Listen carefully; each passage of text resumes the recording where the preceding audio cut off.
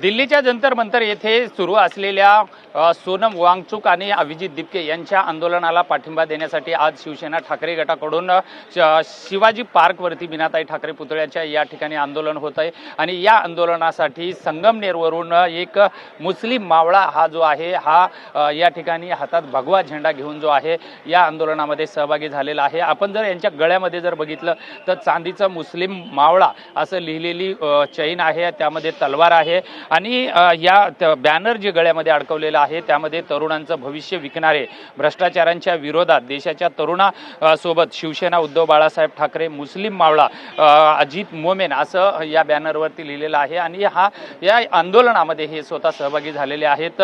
काय भावना आहेत या आंदोलनामध्ये सहभागी होत असताना? मुद्दा हाच आहे का शिवसेना उद्धव बाळासाहेब ठाकरे हा जे पक्ष आहे 80% समाजकारण 20% राजकारण।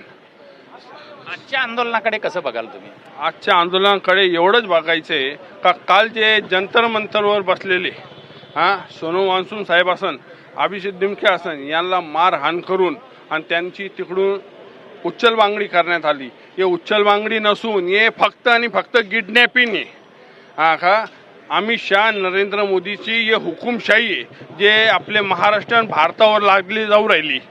तर हे त्यांची ना उचलबांगडी नसून हे फक्त माझा आरोप आहे त्यांची किडनॅपिंग आहे।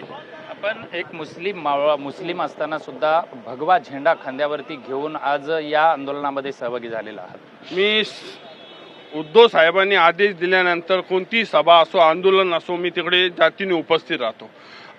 शिवसेना पक्ष एकमेव असा पक्ष आहे जे 18 पगड जाती जमातीला घेऊन सोबत चालतो। आमची जात धर्म फक्त आमच्या शिवसेना राहतो। आम्ही गोरगरिबांना न्याय द्यायचा प्रयत्न करतो। पण काल जिकडे जे भूमिका अख्ख्या भारतामध्ये जे स्थिती झालेली आहे तर हे लोकांनी हे भ्रष्टाचारी लोकांनी आजची स्थिती अशी करून ठेवलेली आहे का लवकरच जे देशामध्ये ना नेपाळ आणि बांगलादेश सारखी ना परिस्थिती होणार आहे। निश्चित आपण बघितलेलं आहे की या आंदोलनामध्ये सहभागी झालेला जो मुस्लिम मावळा आहे या मुस्लिम मावळ्याच्या भावना होत्या ह्या की ज्याप्रमाणे नेपाळ आणि बांगलादेशमध्ये जी परिस्थिती निर्माण झालेली होती तीच कालच्या आंदोलनामध्ये सोनम वांगचुक यांना ज्या पद्धतीनं उचललं त्याप्रमाणे तीच परिस्थिती या ठिकाणी सुद्धा निर्माण होण्याची शक्यता सुद्धा त्यांच्याकडून वर्तविण्यात आलेली आहे। व्हिडिओ जर्नलिस्ट हरीश नेगीसह विजय गायकवाड, TV9 मराठी, दादर शिवाजी पार्क।